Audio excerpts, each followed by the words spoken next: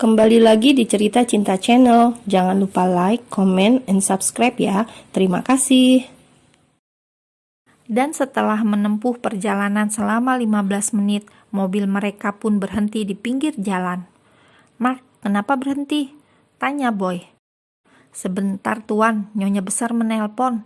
Mark lalu keluar dari dalam mobil untuk mengangkat panggilan dari Nyonya Luna.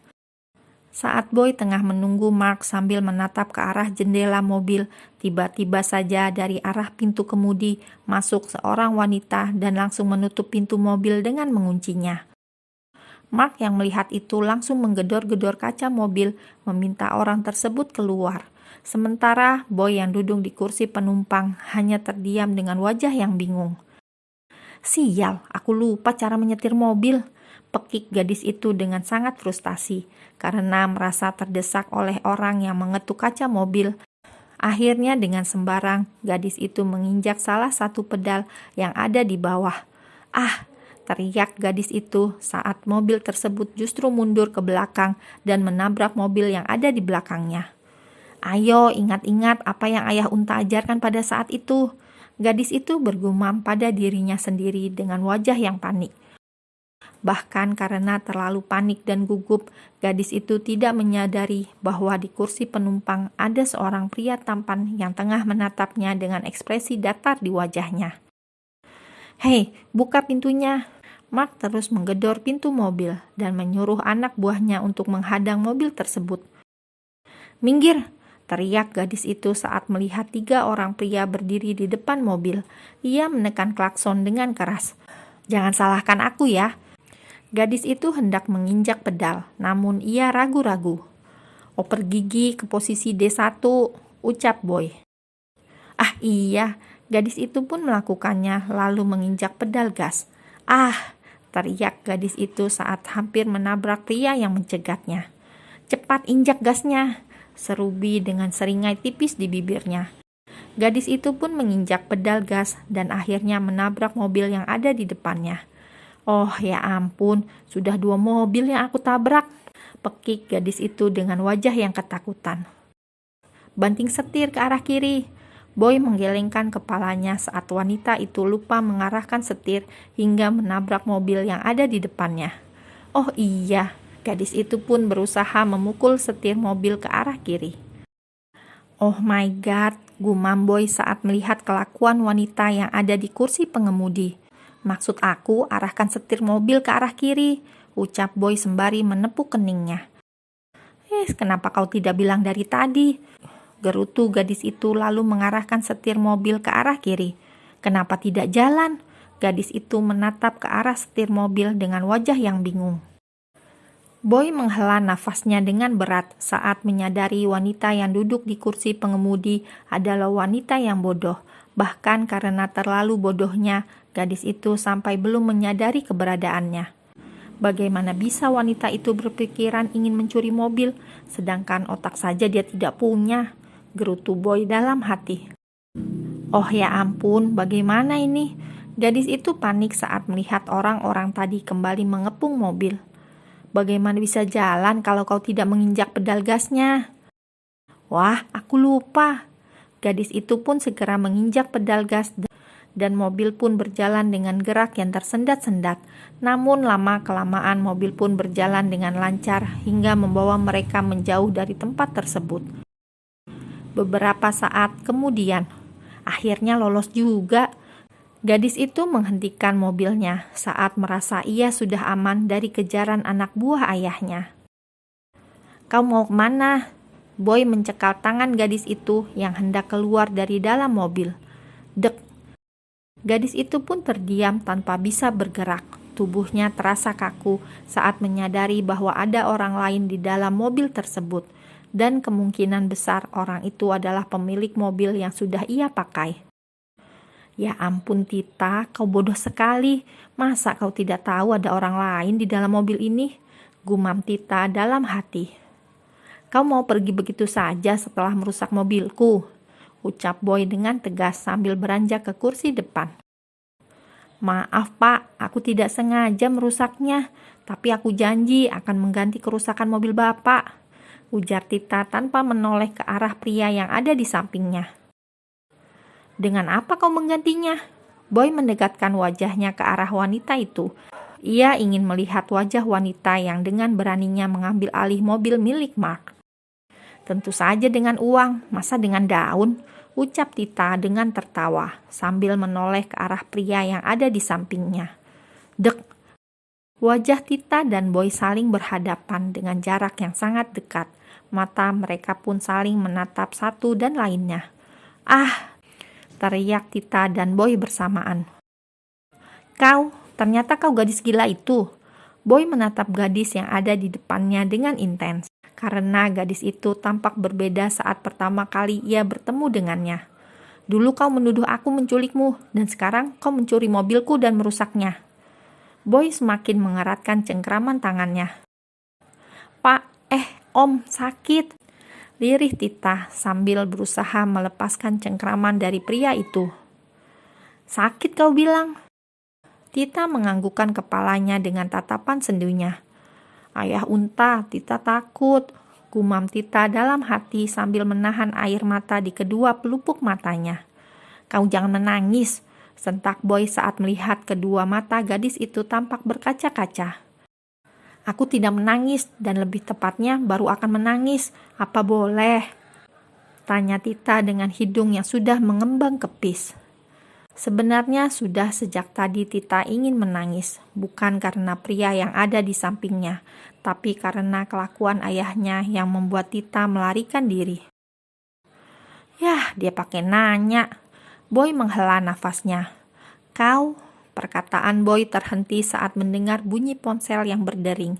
Ia mencari ke arah sumber suara dan menemukan ponsel yang tergeletak di dashboard mobil. Halo? Boy mengangkat ponsel tersebut tanpa melepaskan cengkramannya pada gadis itu. Apa? Pekik Boy saat mendengar kabar yang disampaikan oleh Mark. Ia tak percaya saat Mark mengatakan Mom Luna masuk rumah sakit. Setelah mendengarkan penjelasan dari Mark, Boy pun segera menutup ponselnya untuk menunggu gambar yang akan dikirimkan oleh Mark. Mom, Boy terkejut saat melihat Mom Luna tengah terbaring di ranjang dengan tangan yang diinfus. Tanpa pikir panjang, Boy pun menggendong gadis itu dan memindahkannya ke kursi samping. Ia mengambil alih kemudi dan menjalankannya dengan kecepatan di atas rata-rata. Om, kita mau kemana? Tanya Tita dengan tubuh yang gemetar karena ketakutan. Kau jangan berisik dan jangan banyak tanya, ucap Boy dengan dingin dan tajam. Tapi Om, perkataan Tita terhenti saat pria itu menatap sekilas dirinya dengan sorot mata yang tajam. Ayah unta, Tita belum mau mati. Kalau tahu jadinya seperti ini, lebih baik Tita mengikuti keinginan ayah, gumam Tita dalam hati. Rumah Sakit Internasional. Bayu! Suara teriakan dari seorang wanita menggema di seluruh ruangan VVIP yang ada di lantai 4. 3 orang pria yang ada di dalam ruangan bahkan sampai menutup kedua telinga mereka. Kalau kau bukan sahabatku, sudah aku tendang ke Timur Tengah, ucap Luna dengan emosi yang menggebu-gebu. Luna, bicaralah yang sopan. Dava tidak suka jika istrinya mulai berkata-kata kasar. Sayang, bagaimana bisa aku berbicara sopan pada manusia unta ini? Gerutu Luna. Putrinya itu sudah melarikan diri dari ballroom dan hampir saja menggagalkan rencana kita. Luna menatap tajam pada pria yang sudah berpuluh tahun menjadi sahabatnya. Luna, guys. Bayu menelan salivanya saat Tuan Dava Arbeto menatapnya dengan tajam. Maksud aku Luna Arbeto, bukankah aku sudah mengatakan padamu kalau putriku itu belum siap menikah? Dia baru saja lulus sekolah dan usianya baru 17 tahun. Tapi kau tidak mau mendengarkan aku dan tetap memaksa untuk menikahkan mereka. Aku tidak memaksa, tapi setengah memaksa. Lagi pula, kenapa kau tetap mau menerima lamaran dari kami? Tentu saja aku menerimanya.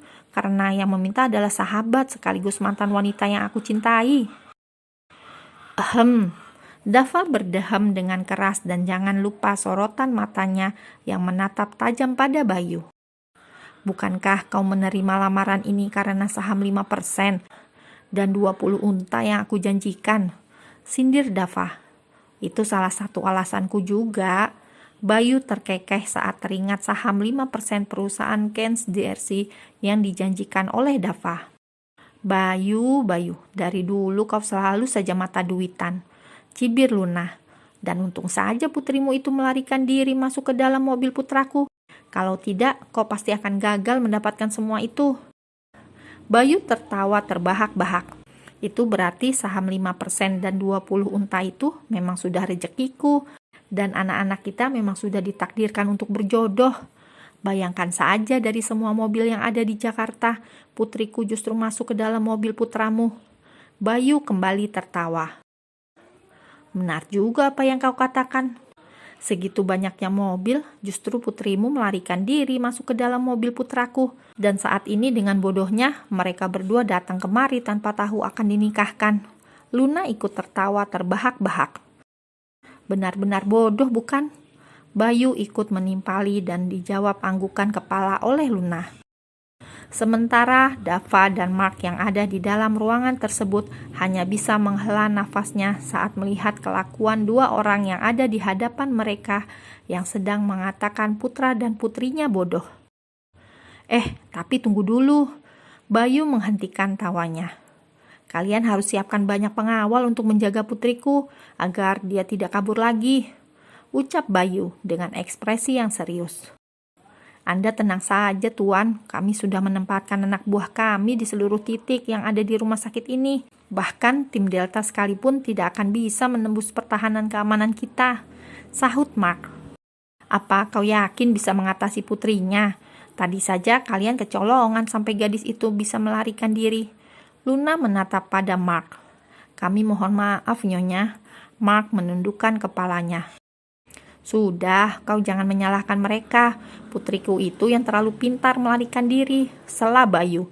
Bahkan karena keahliannya melarikan diri, dia bisa terbebas dari pria mesum yang hampir melecehkannya waktu itu. Terang Bayu. Putrimu pernah dilecehkan oleh pria? Tanya Luna. Bayu menjawab dengan anggukan kepala. Kejadian itu terjadi beberapa bulan yang lalu saat Tita masuk ke dalam mobil taksi online yang dipesannya. Putriku yang duduk di kursi samping pengemudi langsung mendapatkan pelukan dan hampir dicium oleh pria brengsek itu. Tapi untung saja Tita berhasil melarikan diri dan berteriak kalau ia diculik, sehingga pria itu langsung dikepung oleh massa. Kurang ajar sekali pria itu. Kalau aku bertemu dengannya, aku akan menyuruh Mark mematahkan tangannya, geram Luna. Aku tidak membutuhkan Mark, karena aku sendiri yang akan mematahkan tangan pria itu jika kami bertemu, sahut Bayu. Apa kalian sudah selesai bernostalgilanya? Bi dan Tita sudah sampai di parkiran, Dava berkata dengan ekspresi wajah yang lelah dan stres. Mereka sudah sampai, Luna berteriak dengan wajah yang bahagia. Cepat, kita pindah ke ruang IGD yang sudah disiapkan, dan jangan lupa bawa penghulunya. Luna segera berjalan keluar ruangan yang diikuti oleh Dava dan Bayu. Sementara Mark yang berjalan di belakang mereka tengah menggelengkan kepalanya. Ada-ada saja kelakuan tuan dan nyonyanya itu yang ingin menikahkan anak mereka di ruang IGD yang sudah disiapkan oleh staf rumah sakit. Untung saja rumah sakit ini milik keluarga besar Arbeto, sehingga mereka menyiapkan ruang IGD dadakan agar tidak mengganggu pasien yang lainnya.